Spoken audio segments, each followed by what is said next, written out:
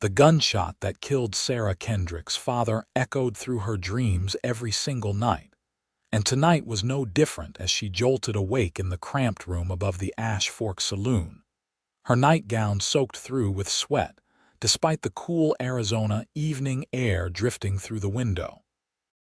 It was April of 1882, and Sarah had been living in this dusty frontier town for 3 months now, ever since she had fled Kansas with nothing but a carpet bag and the clothes on her back. She was 21 years old, orphaned, and completely alone in a world that had proven itself to be cruel and unforgiving. The nightmares came without mercy, replaying that terrible moment when the outlaws had burst into their farmhouse, demanding money her father did not have, and then the explosion of violence that followed. She pressed her palms against her eyes, willing the images to disappear, but they clung to her mind like cobwebs in an abandoned barn. The saloon below was still alive with noise even at this late hour, the sounds of laughter and piano music filtering up through the floorboards. Sarah worked as a seamstress during the day, mending clothes and making simple dresses for the few respectable women in town. But the nights were long and filled with terror. She had tried everything to chase away the dreams, keeping a lamp lit, sleeping with the window open, even drinking chamomile tea that the Chinese herbalist sold from his small shop near the railway depot. Nothing worked. She rose from her narrow bed and wrapped a shawl around her shoulders, moving to the window to look out at the quiet street. Ash Fork was not much to look at, just a collection of wooden buildings clustered around the railway line that cut through northern Arizona. The town existed primarily to service the Atlantic and Pacific Railroad, with a water tank, a few stores, the saloon where she rented her room, and not much else. But it was far from Kansas, far from the memories, or at least it should have been. The memories, however, had followed her across half the country. A movement in the street below caught her attention. A man was walking slowly past the saloon, leading a horse by its reins. Even in the dim light cast by the few oil lamps still burning in windows, Sarah could see he was tall and wore the typical clothing of a cowboy. Worn denim pants, a faded shirt, a leather vest, and a wide-brimmed hat pulled low over his face. His movements were careful, deliberate, as if he were thinking about something important. As she watched, he paused and looked up, almost as if he sensed her eyes on him. For just a moment, their gazes met across the darkness, and Sarah felt something shift in her chest, a strange flutter of recognition even though she was certain she had never seen this man before. Then he touched the brim of his hat in a small gesture of acknowledgement and continued walking, disappearing around the corner toward the livery stable. Sarah stood at the window for a long time after he vanished, wondering why that brief exchange had affected her so strongly. Eventually, she returned to bed, though she did not expect to sleep. Surprisingly, when she closed her eyes, the nightmares did not return immediately, and she drifted into an uneasy but mercifully dreamless state until dawn broke over the desert landscape. The next morning, Sarah carried her sewing basket to the small shop where she worked. Mrs. Chen, the Chinese woman who owned the laundry next door, waved to her as she passed, and Sarah returned the greeting with a tired smile. The shop was really just the front room of a house owned by a widow named Mrs. Patterson, who had agreed to let Sarah use the space in exchange for mending her clothes for free.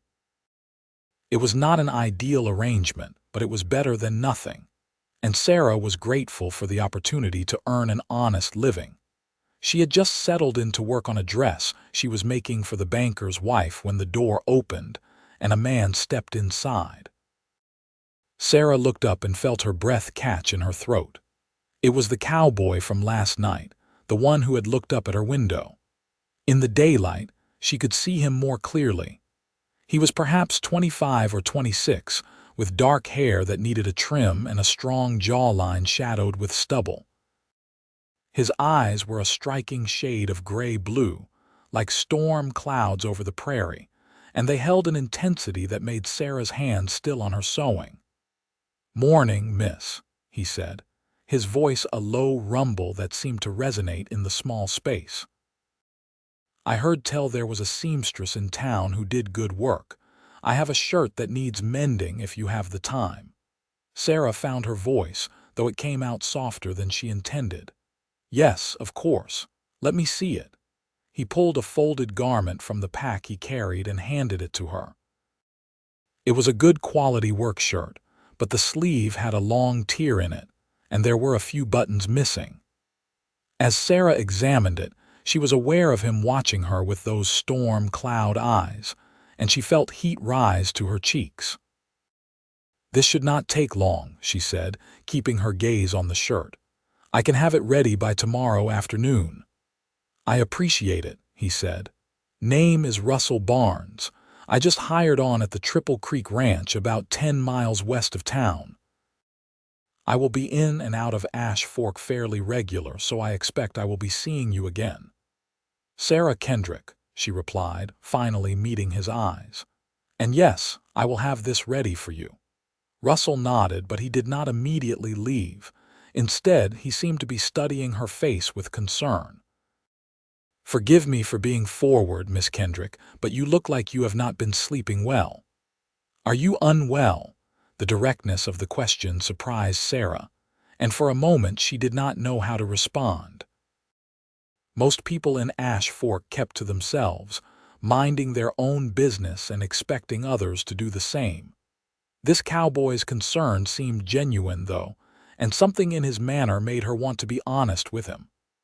"I have nightmares," she said quietly, surprising herself with the admission. "Every night. I cannot seem to escape them." Russell was quiet for a long moment, and Sarah worried that she had said too much, that he would think her weak or foolish. But when he spoke, his voice was gentle and utterly serious. "Then I will guard your dreams," he said. Sarah stared at him, certain she had misheard. "I beg your pardon, your dreams," Russell repeated. "I will guard them. Nobody should have to face their fears alone, especially not at night when the dark makes everything worse." "But you do not even know me," Sarah protested, confused and oddly touched by his declaration. "Why would you do such a thing?" Russell adjusted his hat, looking almost embarrassed for a moment. "My mother used to have nightmares after my father died. She would wake up screaming, thinking she was back at the river where he drowned. My brother and we took turns sitting outside her door at night, just so she would know she was not alone. It helped her, knowing someone was standing watch. I reckon it might help you too." Sarah felt tears prick at her eyes, though she blinked them back quickly. "That is very kind of you, Mr. Barnes, but I could not ask such a thing. You have your work at the ranch, and I am sure you need your rest." "You did not ask," Russell pointed out with the hint of a smile. "I offered. And I meant it. I have always been a light sleeper anyway, and the ranch keeps me busy during the day, so I am used to making do with less sleep than most folks need." Before Sarah could formulate a response, the door opened again and two women entered, chattering about fabric for a quilt. Russell took that as his cue to leave, touching his hat brim again in that same gesture from the night before. "I will be back tomorrow for my shirt, Miss Kendrick," he said, "and I will see you tonight as well." He left before Sarah could protest further, and she was left staring at the door, her heart beating faster than it had in months. The two women wanted to discuss their quilt project in exhaustive detail, and Sarah forced herself to focus on their needs, but her mind kept drifting back to Russell Barnes and his extraordinary promise. Surely he had not been serious. Surely he would not actually come to stand guard outside her window like some kind of self-appointed protector. It was absurd. It was ridiculous. It was the most romantic thing anyone had ever said to her. The day passed slowly, each hour dragging as Sarah found herself glancing at the door whenever she heard footsteps outside. She completed the banker's wife's dress and started on a pile of mending that a prospector had brought in, his clothes worn thin from months in the hills searching for silver. As the sun began to set, painting the Arizona sky in shades of orange and purple, Sarah packed up her sewing supplies and made her way back to the saloon. She ate a simple dinner of beans and cornbread in the saloon's kitchen, where the cook allowed her to take her meals in exchange for mending the linens. Then she climbed the stairs to her room, her stomach fluttering with nervous anticipation. She did not really expect Russell to come. He had probably just been making conversation, saying something kind to a woman who clearly needed kindness. She changed into her nightgown, brushed out her long brown hair, and settled into bed with a book she had borrowed from Mrs. Patterson. But she could not concentrate on the words. Every sound from the street below made her look toward the window. An hour passed, then two. The saloon grew quieter as the night deepened. Sarah finally blew out her lamp and lay down, telling herself she was foolish for hoping. She closed her eyes and waited for the nightmare to come, as it always did. She was just beginning to drift off when she heard it. The soft creak of a board on the wooden walkway that ran along the front of the saloon, directly below her window. Sarah's eyes flew open. She lay perfectly still, listening. There it was again, and then the sound of something being set down gently. Unable to resist, she slipped out of bed and moved to the window, careful to stay to the side where she could peek out without being seen. Russell Barnes was settling himself on the bench that sat outside the saloon's entrance, positioned almost directly below her window. He had brought a bedroll, which he arranged behind him for comfort, and she could see the glint of moonlight on what appeared to be a rifle resting across his lap. As she watched, he tipped his hat back slightly and gazed up at the stars, his posture relaxed but alert, like a man prepared to sit vigil for as long as necessary. Sarah felt something break open in her chest, a wave of emotion so powerful it brought tears to her eyes. He had meant it. He had actually come to stand guard over her dreams. She pressed her hand to her mouth, trying to contain the sob that wanted to escape. When had anyone last cared about her well-being? When had anyone last offered her protection, comfort, or simple human kindness without expecting something in return? She climbed back into bed, but this time she felt different. The familiar dread that usually accompanied the approach of sleep was still there, but it was muted, pushed back by the knowledge that someone was watching over her. Someone strong and capable, someone who had made her a promise and kept it. Sarah closed her eyes, and for the first time in 3 months, she did not dream of gunshots and blood. Instead, she dreamed of storm cloud eyes and a gentle voice saying, "Then I will guard your dreams." She woke with the dawn, more rested than she had been in months. Rushing to the window, she looked down to find the bench empty. Russell had gone, but the impression of where he had sat was still visible on the dusty wood, and she knew she had not imagined it. He had truly been there all night. That day, Sarah found herself working with renewed energy, her fingers flying over the fabric as she completed one project after another. When Russell came to collect his mended shirt in the afternoon, she had it ready, every stitch perfect, the buttons polished and securely fastened. "This is fine work, Miss Kendrick," he said, examining the shirt with obvious approval. "What do I owe you?" 50 cents, Sarah said, then hesitated. "And my thanks. For last night, I slept better than I have in a very long time." Russell's expression softened. "I am glad to hear it. And you do not need to thank me. I told you I would be there, and I was.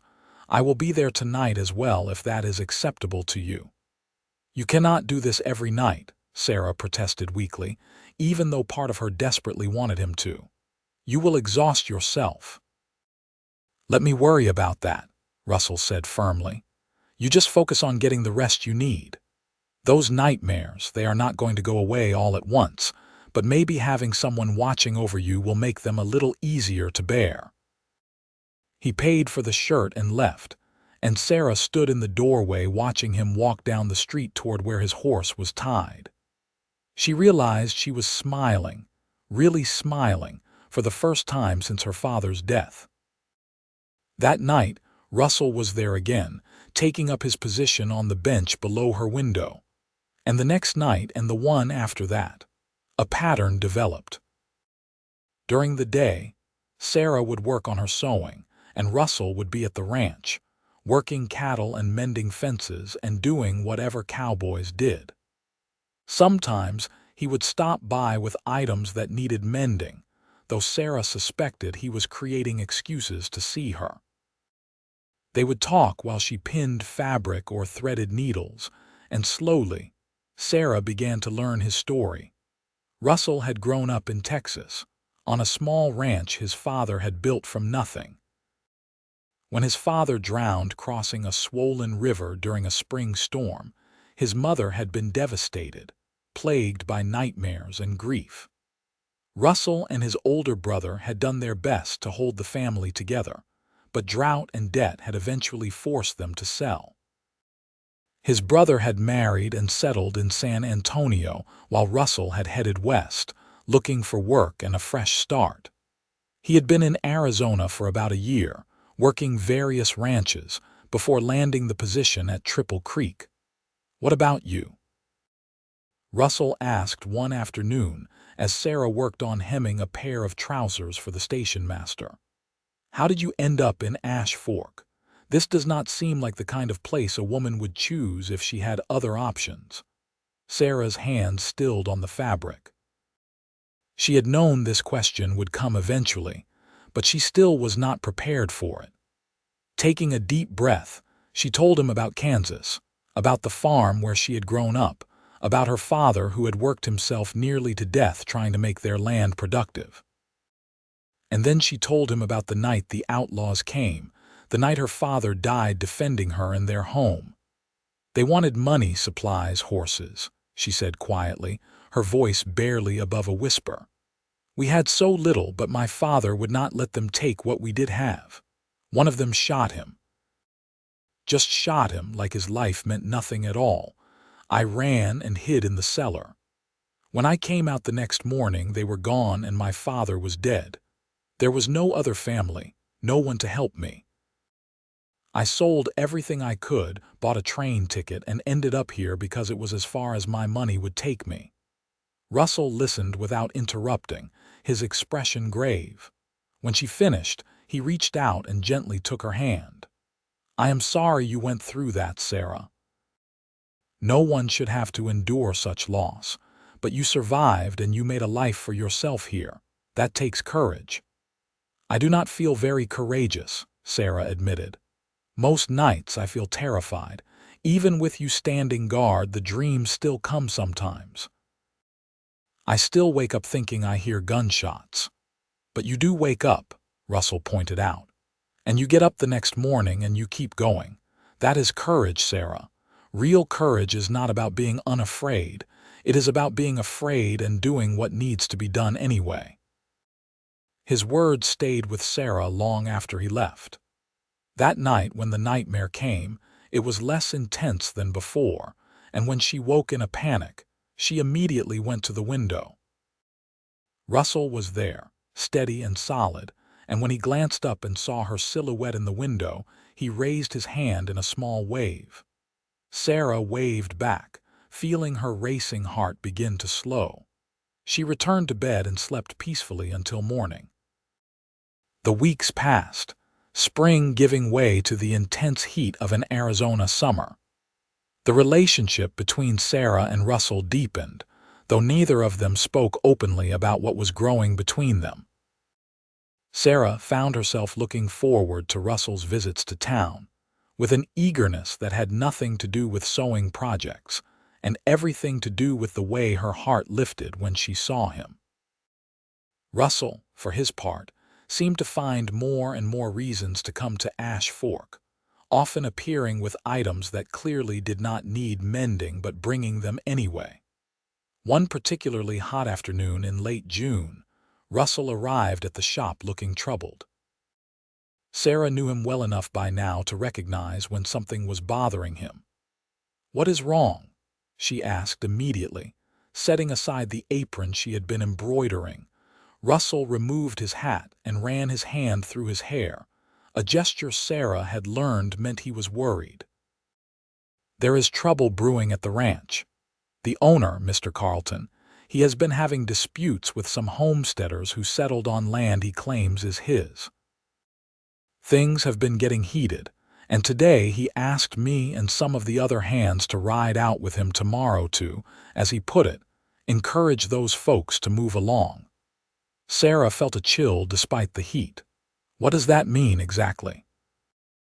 "It means he wants us to intimidate them, maybe worse," Russell said bluntly. "And I will not do it. Those homesteaders, they have legal papers that say that land is theirs to claim. Just because Carlton has been using it for grazing does not make it his. I told him I would not be part of running honest folks off their property." "What did he say?" Sarah asked, though she already suspected the answer.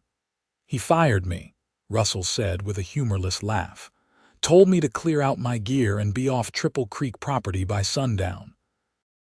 Said if I was not willing to do what needed doing, he had no use for me." Sarah stood and went to him, placing her hand on his arm. "I am sorry, Russell. I know you needed that job, but you did the right thing." "The right thing does not pay bills," Russell said, covering her hand with his own. "And more than that, if I do not have work at a ranch near Ash Fork, I will have to move on to find employment elsewhere, which means I cannot be here to watch over you at night."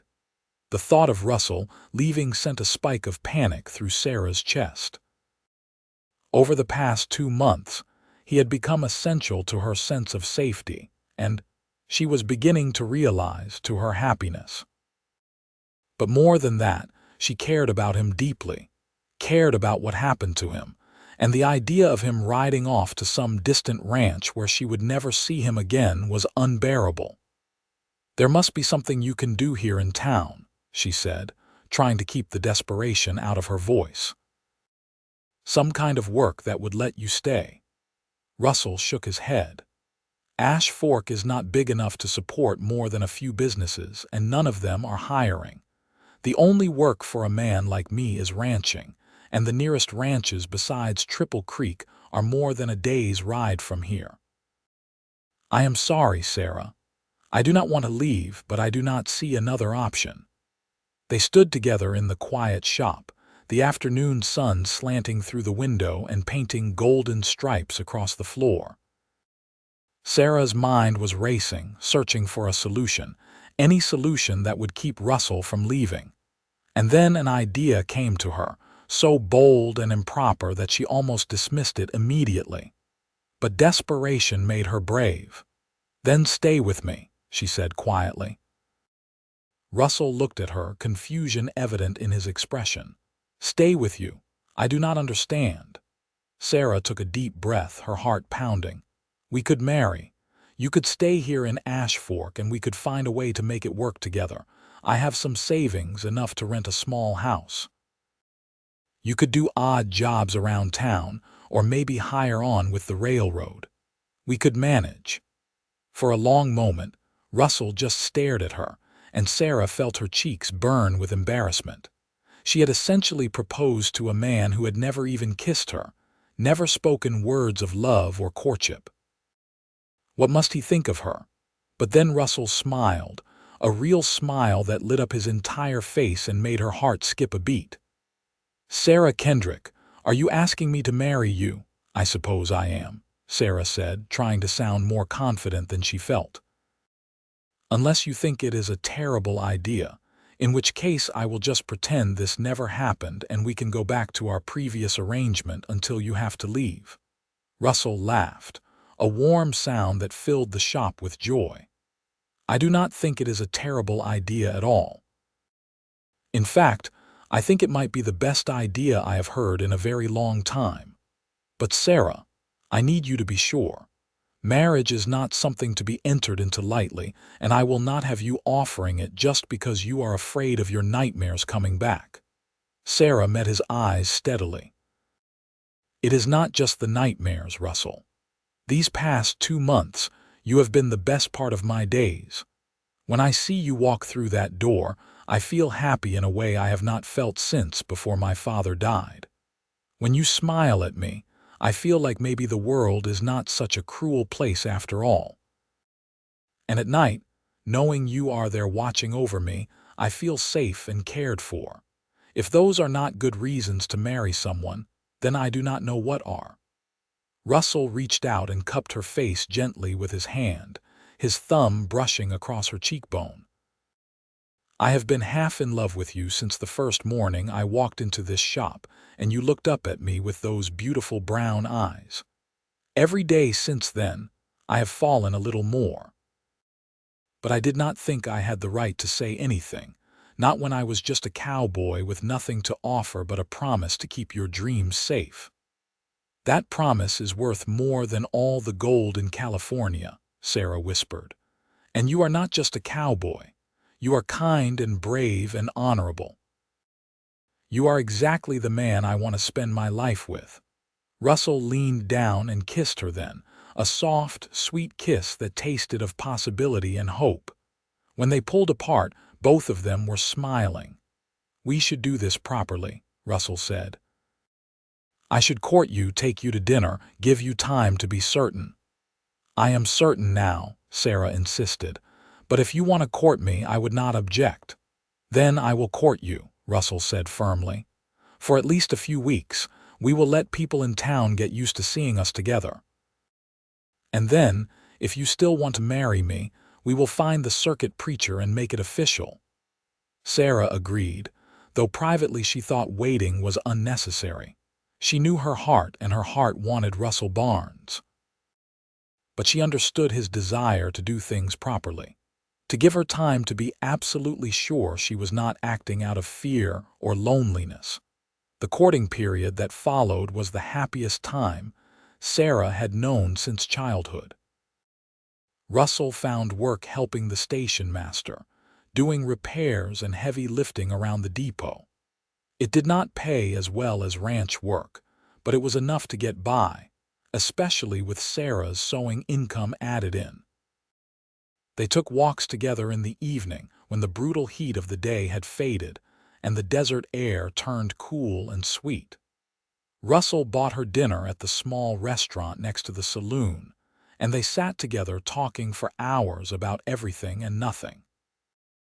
Russell still kept his nightly vigil outside her window, though now when Sarah woke from nightmares, which happened less and less frequently, she would look down to see him there and feel not just safe but loved. Because that was what she felt radiating from him every time he looked at her, every time he took her hand or kissed her forehead in greeting. Love, pure and simple and strong.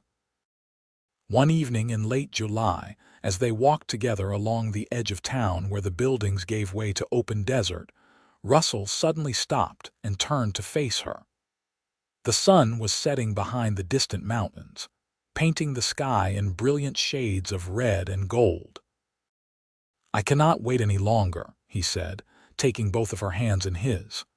Sarah, I know we said we would take our time, but every day I spend with you just makes me more certain that you are the woman I want to spend my life with. Will you marry me? Will you let me be your husband, your partner, your protector for as long as we both live? Sarah felt tears of joy stream down her face.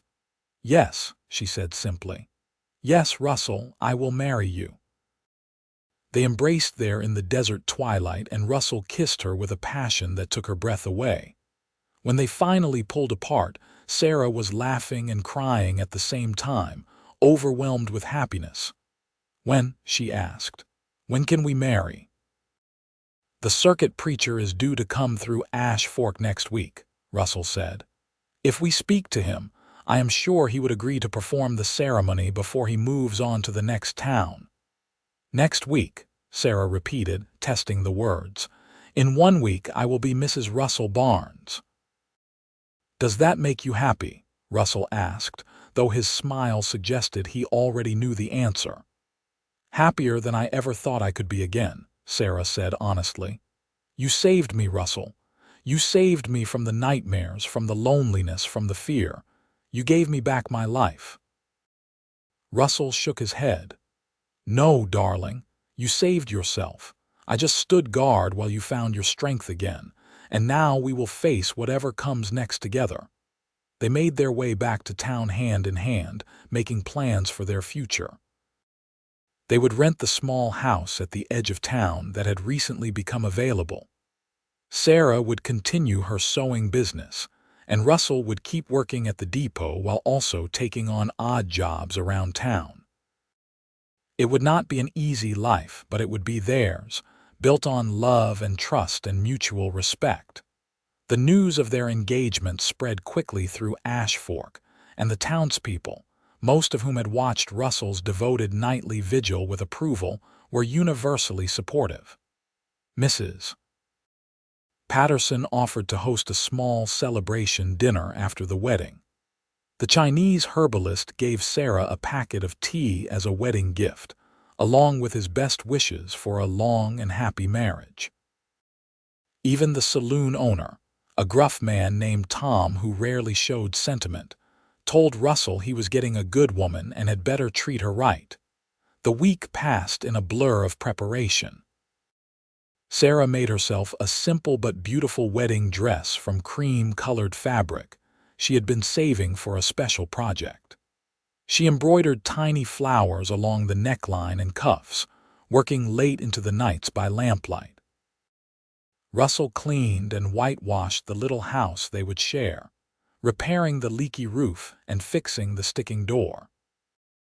He bought furniture from a family that was leaving town, negotiating carefully to get the best prices on a bed, a table with chairs, and a rocking chair that he said Sarah could use while sewing on the morning of the wedding. Sarah woke early in her room above the saloon. She went to the window and looked down at the bench where Russell had spent so many nights watching over her. He was not there now, of course. It would be improper for him to see her before the ceremony.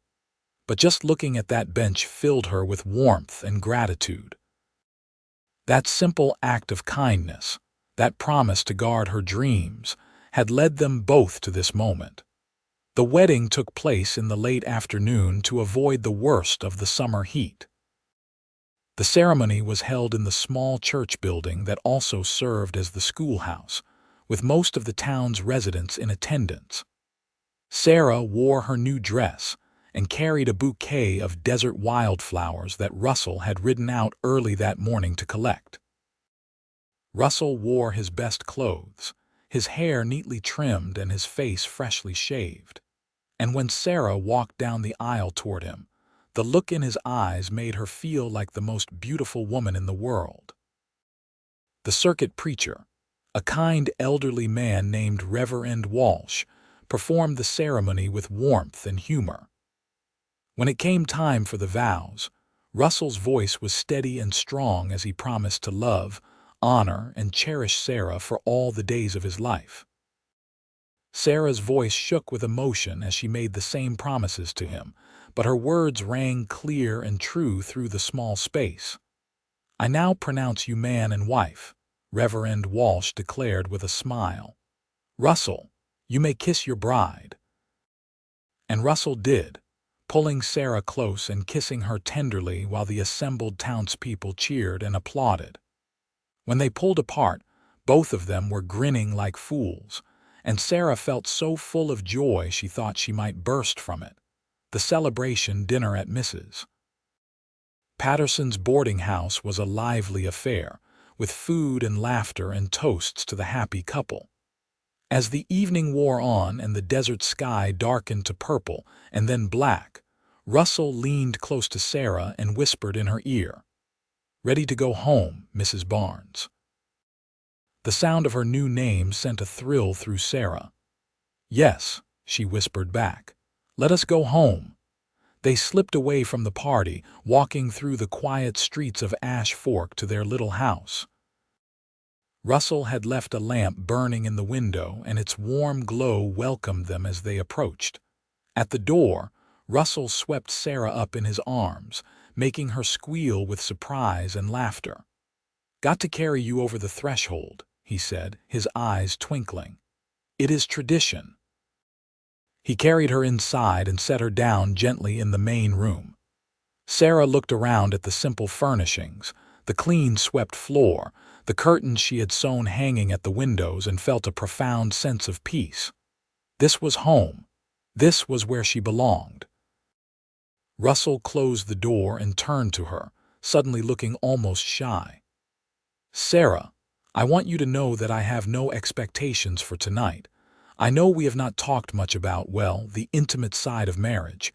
If you need time, if you want to wait, I will understand." Sarah went to him and took his hands. "I do not want to wait," she said softly. "I want to be your wife in every sense of the word. I love you, Russell, and I trust you completely." What followed was tender and sweet, as Russell loved her with a gentleness that brought tears to her eyes. They moved together in the lamplight, learning each other, giving and receiving pleasure, and when they finally lay tangled together in their marriage bed, Sarah felt a completeness she had never known existed. "No nightmares tonight," Russell murmured, his arms wrapped securely around her. "I am right here with you, always." And there were no nightmares. For the first time since her father's death, Sarah slept deeply and peacefully through the entire night, secure in the knowledge that she was loved and protected. When she woke in the morning, the first thing she saw was Russell's face on the pillow next to hers, and she smiled, reaching out to touch his cheek gently. His eyes opened, and he smiled back at her. "Good morning, wife." "Good morning, husband," Sarah replied, loving the sound of those words. They settled into married life with surprising ease. Sarah continued her sewing work, and word of her skills spread beyond Ash Fork. People from other towns along the railroad line began sending her orders by mail, and her income increased steadily. Russell worked at the depot and also started hiring himself out for carpentry and repair work, discovering he had a real talent for working with wood. Together, they earned enough not just to survive, but to save a little each month, putting money aside for the future. The nightmares continued to fade as the months passed. Occasionally, Sarah would still wake in the night with her heart racing, the sound of gunshots echoing in her memory. But Russell was always there beside her, holding her, soothing her, reminding her that she was safe. And gradually, the dreams lost their power over her. She began to sleep through most nights undisturbed, and on the rare occasions when the nightmares returned, they were less vivid, less terrifying. One night in October, about 3 months after their wedding, Sarah woke from a dream that was different from the usual nightmares. In this dream, she had been standing in a garden, surrounded by flowers and sunshine, and a child had been playing at her feet. A little boy with dark hair and storm cloud eyes just like his father. She sat up in bed, her hand going to her stomach, a suspicion forming in her mind. "Sarah, what is it? Bad dream?" Russell's voice was sleepy but immediately concerned. "No," Sarah said slowly. "Not a bad dream. A good one, actually. Russell, I think I might be with child." Russell was instantly awake, sitting up and taking her hands. "Are you sure?" "I am not certain, but I suspect so. I have been feeling strange in the mornings, and my courses have not come when they should have." I did not want to say anything until I was more sure, but after that dream just now, I feel like I know. We are going to have a baby, Russell. In the moonlight filtering through the window, Sarah could see tears glistening in Russell's eyes. "A baby," he repeated, his voice full of wonder. "We are going to be parents." He pulled her into his arms and held her tightly, and Sarah felt his body shake with silent sobs of joy. They stayed like that for a long time, holding each other in the darkness, marveling at the miracle growing inside her. The pregnancy was confirmed a few weeks later by the doctor who visited Ash Fork once a month. He pronounced Sarah healthy and told her she could expect the baby to arrive in late spring of the following year, 1883. Russell immediately became even more protective than usual, insisting that Sarah not work too hard, that she rest often, that she eat well. Sarah found his hovering both endearing and occasionally frustrating, but she knew it came from a place of love and did her best to be patient with him. As her belly grew and the baby became more real to both of them, they spent their evenings planning for the future. They talked about names, about how they would arrange the house to make room for the nursery, about what kind of parents they wanted to be. Russell began building a cradle in his spare time, carving intricate designs into the wood with painstaking care. Sarah sewed tiny clothes and blankets, marveling at how small they were. Winter in northern Arizona was cold, though nothing like the brutal winters Sarah remembered from Kansas. They kept a fire burning in their small stove, and at night they cuddled close under quilts, talking in whispers so as not to disturb the peaceful quiet of their home. "You still have nightmares?" Russell asked one evening as they lay together, his hand resting on her rounded belly. Sarah thought about it. "Not really, not anymore. Sometimes I have dreams about my father, but they are not frightening now. In them, he is alive and well, and I am showing him our home, introducing him to you. When I wake up, I am sad that he is not really here to meet you and to know about the baby, but I am not terrified like I used to be." "He would be proud of you," Russell said quietly, "of how strong you have been, how you have built a good life for yourself despite everything you went through." "I could not have done it without you," Sarah said. "You gave me back my ability to sleep, to rest, to feel safe. That was the foundation for everything else." "We gave each other something important," Russell replied. "You gave me a purpose, a reason to stay in one place, a home. I had been drifting for so long, never really belonging anywhere. And then I met you, and suddenly I knew exactly where I was supposed to be." The baby kicked then, a strong movement against Russell's palm. He laughed with delight. "Did you feel that? He is strong, this little one." "Or she is," Sarah pointed out with amusement. "Or she is," Russell agreed. "Boy or girl, it does not matter to me. As long as the baby is healthy and you come through the birth safely, I will be the happiest man alive." As spring approached and Sarah's due date drew near, the entire town seemed to be caught up in anticipation. Mrs. Chen stopped by regularly with herbal teas to help with pregnancy discomforts. Mrs. Patterson knitted a blanket for the baby. Even the saloon owner's wife, a woman Sarah barely knew, dropped off a basket of baby clothes her own children had outgrown. The sense of community, of being surrounded by people who cared, was something Sarah had never experienced before, and it touched her deeply. The baby decided to make his appearance on a warm evening in late May. Sarah's pain started just after dinner, and Russell immediately ran to fetch the midwife, a capable woman named Mrs. Rodriguez, who had delivered most of the babies born in Ash Fork over the past 20 years. While Russell paced anxiously in the main room, Sarah labored through the night, supported by the midwife and Mrs. Patterson, who had insisted on coming to help. Just as the sun was rising, painting the sky in shades of pink and gold, Sarah gave one final push and felt the baby slip from her body. A moment later, the sound of a newborn's cry filled the house, and Sarah collapsed back against the pillows, exhausted but elated. "You have a son, Sarah," Mrs. Rodriguez said, wrapping the baby and placing him in Sarah's arms. "A big, healthy boy." Sarah looked down at the tiny face, red and wrinkled and absolutely perfect. He had a shock of dark hair, and when he briefly opened his eyes, Sarah caught a glimpse of gray-blue that looked just like his father's. Love overwhelmed her, so intense it was almost painful. "Russell," she called out, her voice hoarse from effort. "Russell, come meet your son." Russell burst through the door, his face pale and his eyes wide with worry. But when he saw Sarah holding the baby, alive and well, his expression transformed into pure joy. He crossed to the bed and sat carefully on the edge, looking down at his son with wonder. "He is beautiful," Russell whispered.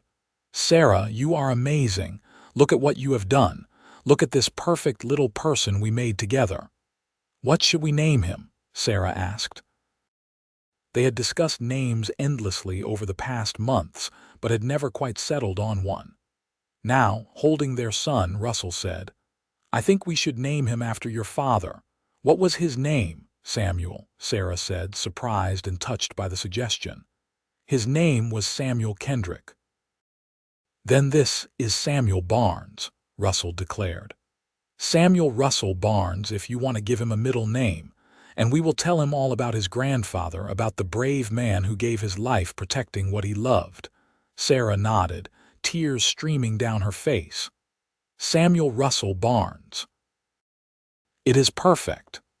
The days and weeks that followed were a blur of sleepless nights and endless feedings, of learning how to care for a tiny human who depended on them for everything.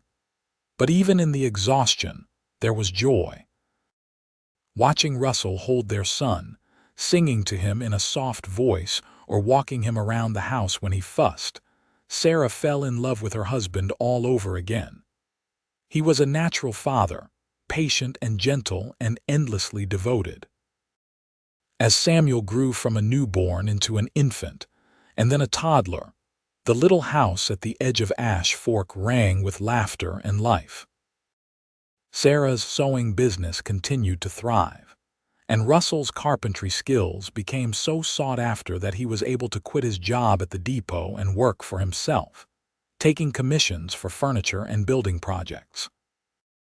They were not wealthy, but they were comfortable, and more importantly, they were happy. Sarah's nightmares were now just a distant memory, something she occasionally thought about but no longer feared. She had learned that healing was possible, that trauma did not have to define a person forever. With Russell by her side, she had found the courage to face her fears and move beyond them. One evening when Samuel was about 2 years old, the family was sitting together on the porch of their house, enjoying the cool air after a hot day. Samuel was playing with wooden blocks Russell had made for him, stacking them up and knocking them down with gleeful shrieks. Sarah sat in her rocking chair, her hand resting on her stomach where another baby was growing, due to arrive in a few months. Russell sat on the steps, whittling a new toy for Samuel. "You remember the night we met?" Sarah asked suddenly. "When you walked past the saloon and looked up at my window?" Russell glanced up from his whittling with a smile. "Of course I remember. I had just ridden into town, and I was feeling lost and uncertain about what I was doing with my life. And then I looked up and saw you standing there, and something in me just knew. I did not know what exactly, but I knew you were important. I thought you were just being kind when you said you would guard my dreams," Sarah admitted. "I did not think you would actually do it."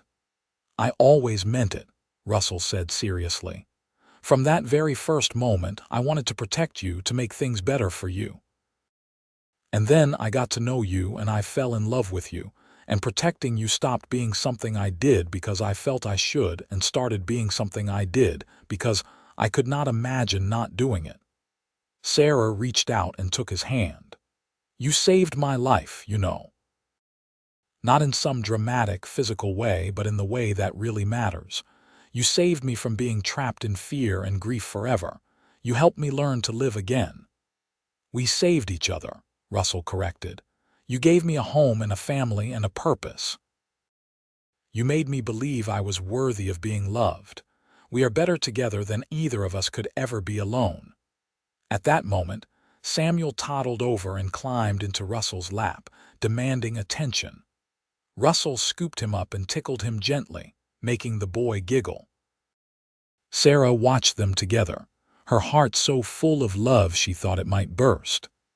This was everything she had never dared to dream of after her father died, after her world fell apart. A husband who loved her, a son who brought them joy, another baby on the way, and a home filled with warmth and laughter. The second baby, a daughter they named Rose, arrived in December of 1884, just in time for Christmas. She had Sarah's brown eyes and delicate features, and Russell doted on her shamelessly. Samuel was initially skeptical of this tiny creature who took up so much of his parents' attention, but he quickly adjusted to being a big brother and took his role seriously, bringing Rose toys and patting her gently on the head whenever he passed her cradle. As the years went by, Ash Fork grew and changed. The railroad brought more people, more businesses. The town incorporated and elected a mayor. A proper school was built, and Samuel was among the first students to attend.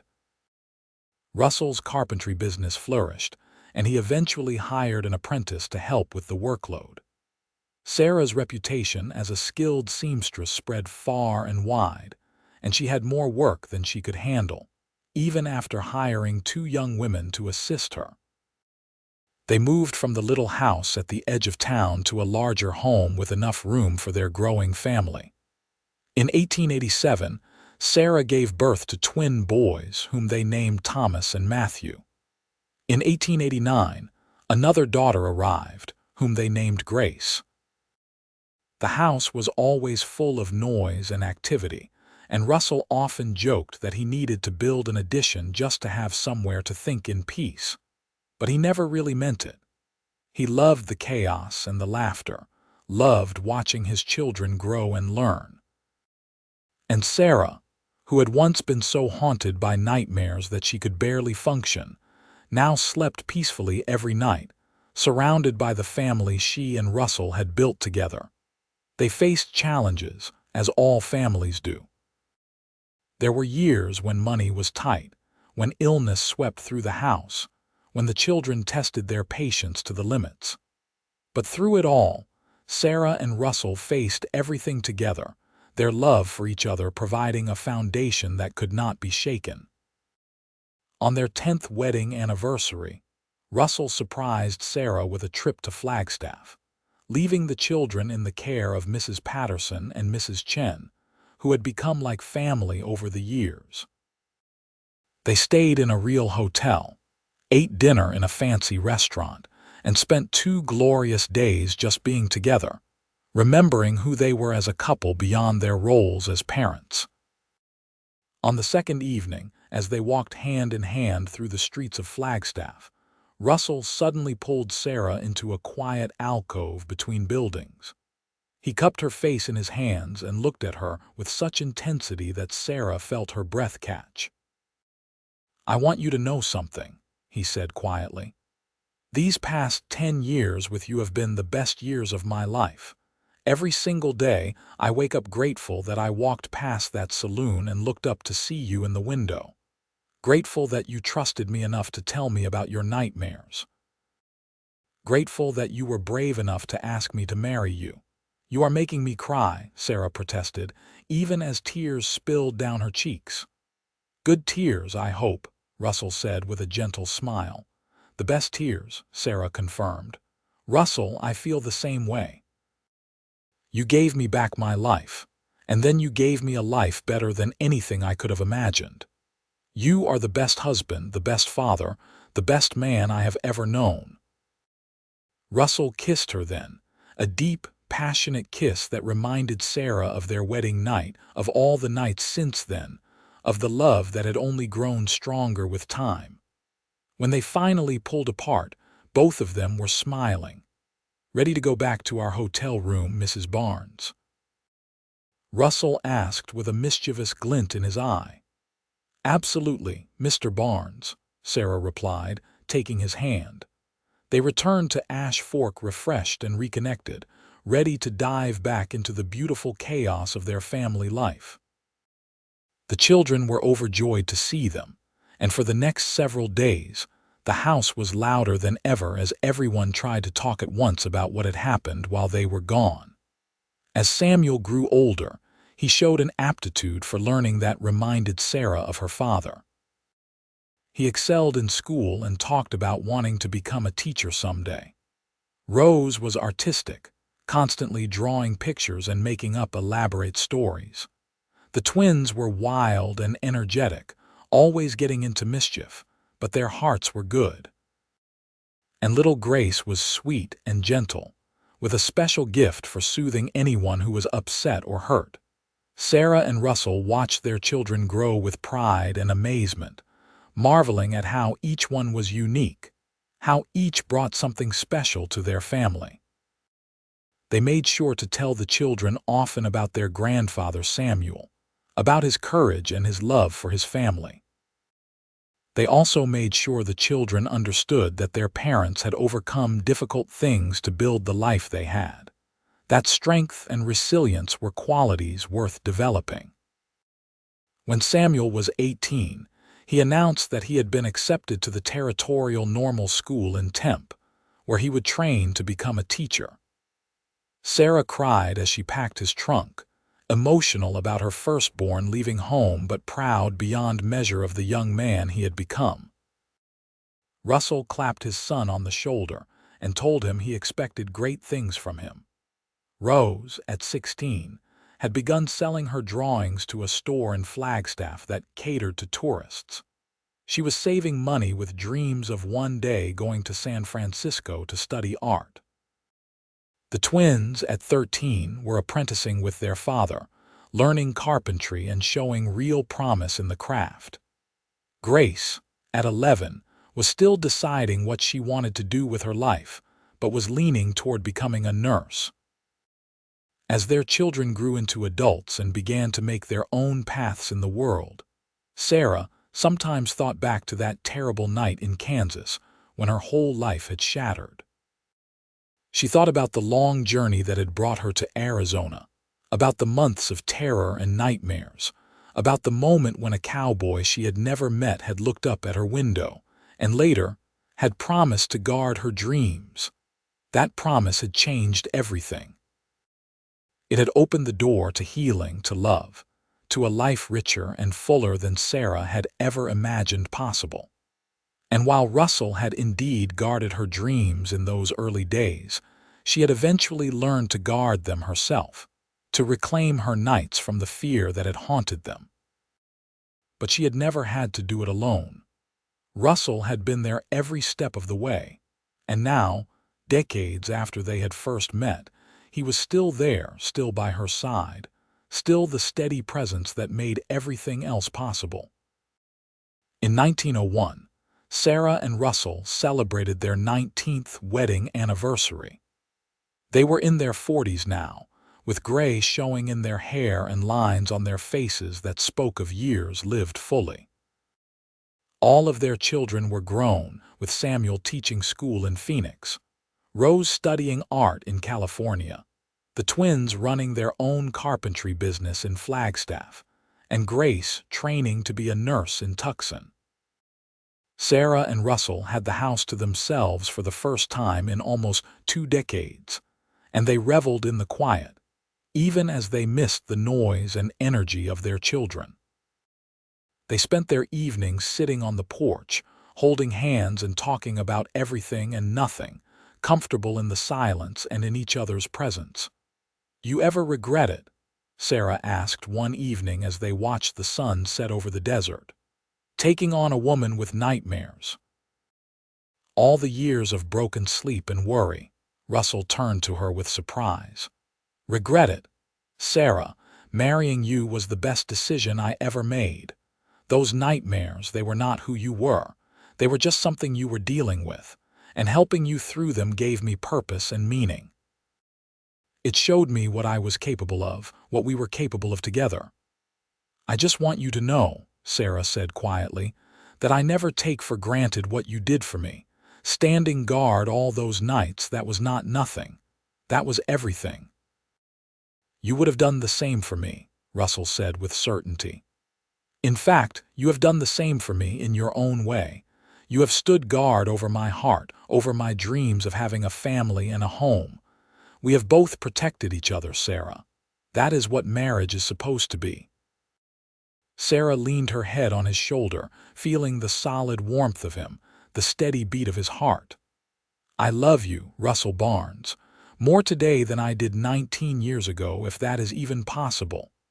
It is possible, Russell said, kissing the top of her head. Because I feel the same way about you. They sat together as darkness fell and stars began to appear in the vast Arizona sky. The nightmares that had once controlled Sarah's life were now just a distant memory, overcome by years of love and security, and the knowledge that she would never have to face the darkness alone. Years continued to pass. Sarah and Russell became grandparents multiple times over as their children married and had families of their own.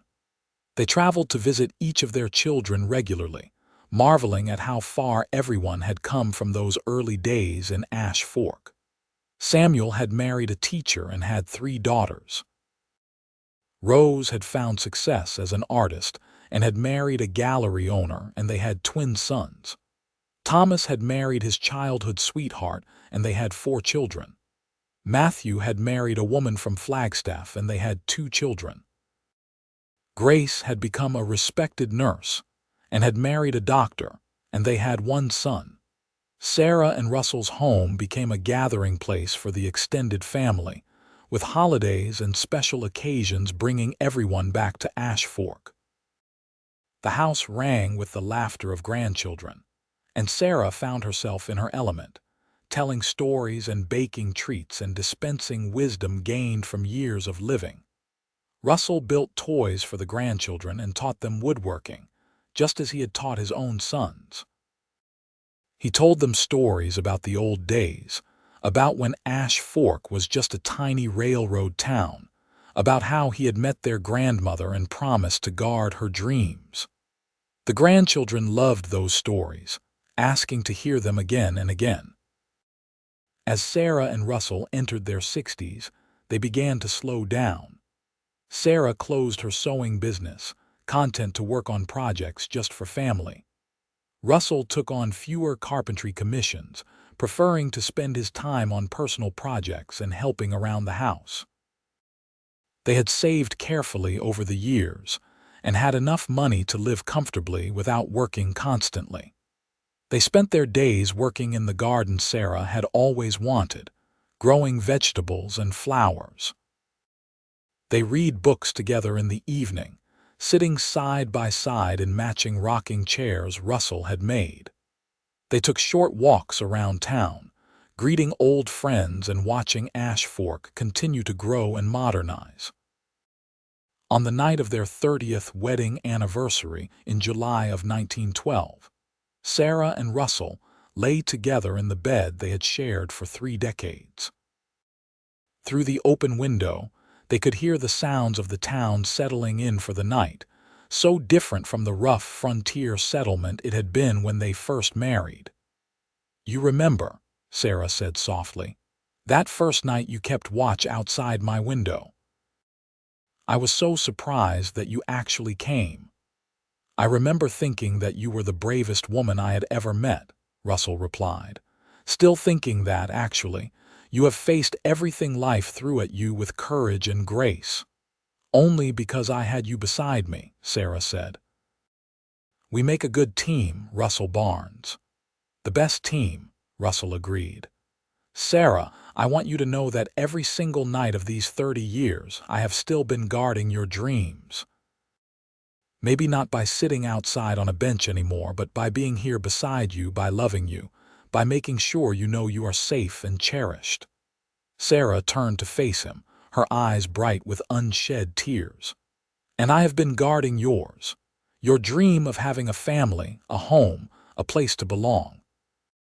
We have built that together, and it is more beautiful than anything I could have imagined that night when you first made me that promise." They held each other close, two people who had found each other against all odds and had built a life of love and meaning together. The nightmares that had once plagued Sarah were long gone, replaced by sweet dreams of family and happiness. And Russell, who had once been a drifter with no place to call home, now had a home filled with love and memories. They fell asleep wrapped in each other's arms, content, and at peace. The years that followed brought both joy and sorrow, as is the nature of life. They lost friends to age and illness. They faced their own health challenges. But through it all, Sarah and Russell remained devoted to each other, their love providing strength and comfort. When Sarah fell ill with pneumonia in the winter of 1918, Russell never left her side, sitting by her bed and holding her hand through every difficult moment. And when Russell suffered a fall from a ladder in 1920 and broke his leg, Sarah fussed over him constantly, making sure he followed the doctor's orders and did not try to do too much too soon. They marked 40 years of marriage in 1922, with a huge celebration attended by all of their children, grandchildren, and a growing number of great-grandchildren. Looking around at the huge family that had come from their union, Sarah felt overwhelmed with gratitude. All of this, all of these wonderful people, existed because a young cowboy had once promised to guard the dreams of a traumatized woman. As they moved into their 70s, Sarah and Russell spent more and more time simply being together, appreciating each moment. They would sit on their porch in the evenings, watching the sunset and talking about their lives, about all they had experienced together. "If you could go back," Russell asked one evening, "would you change anything?" Sarah thought about it carefully. "I would want my father to have lived, of course. I would want those outlaws to never have come to our farm. But if I changed that, I might never have come to Arizona. I might never have met you. So no, I would not change anything, because every single thing that happened, even the terrible things, led me to you and to this life we have built together." "I feel the same way," Russell said, squeezing her hand gently. "All the pain, all the struggle, it was worth it to end up here with you." On a warm evening in June of 1927, just a few weeks after their 45th wedding anniversary, Russell and Sarah sat together on their porch as they had done thousands of times before. They were both in their mid-70s now, their bodies slower and weaker than they had once been, but their love as strong as ever. "I have been thinking," Sarah said, "about that promise you made to me all those years ago, about guarding my dreams." "What about it?" Russell asked. "You have kept that promise every single day for 45 years, Sarah said, her voice full of emotion. "Not just by protecting me from nightmares, but by making sure my dreams of love and family and happiness all came true. You are the most remarkable man I have ever known, Russell Barnes, and I am so grateful that you walked past that saloon and looked up at my window." Russell raised her hand to his lips and kissed it gently. "And I am grateful that you trusted me enough to let me into your heart. You have made my life meaningful, Sarah. You have given me purpose and joy and more love than any man deserves. I would do it all again in a heartbeat." They sat together as the sun sank below the horizon, painting the sky in brilliant colors. Sarah rested her head on Russell's shoulder, feeling the steady rise and fall of his breathing, the warmth of his body next to hers. This was peace. This was contentment. This was love. The years continued on, bringing more grandchildren and great-grandchildren, more celebrations and milestones. Sarah and Russell's love story became legendary in Ash Fork, told and retold as an example of devotion and commitment. Young couples would ask them for advice, and they always gave the same answer: be there for each other, guard each other's dreams, and never stop choosing love. Russell passed away peacefully in his sleep in March of 1932, at the age of 77. He simply went to bed one evening, kissed Sarah good night as he had done for 50 years, and did not wake up the next morning. Sarah was devastated by the loss, but also grateful that his passing had been gentle, that he had not suffered. At his funeral, attended by their 5 children, dozens of grandchildren, and numerous great-grandchildren, Sarah stood and spoke about the man who had been her partner, her protector, her love for half a century. Russell Barnes was the kind of man who kept his promises, she said, her voice steady despite her grief. 50 years ago, when I was a broken young woman plagued by nightmares, he promised to guard my dreams. And he did. Every single night, every single day for 50 years, he kept that promise. He protected me, supported me, loved me. He gave me a life more beautiful than anything I could have imagined. And because of him, I have all of you, our wonderful family, to comfort me now that he is gone.